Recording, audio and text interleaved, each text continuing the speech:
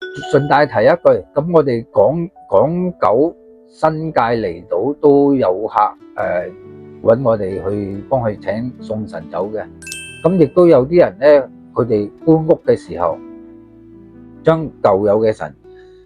搬去新屋都有，先喺舊屋搬咗出嚟，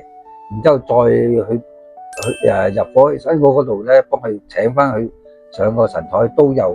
呢個服務啊。咁睇下大家如果有需要就隨時聯絡我哋啦。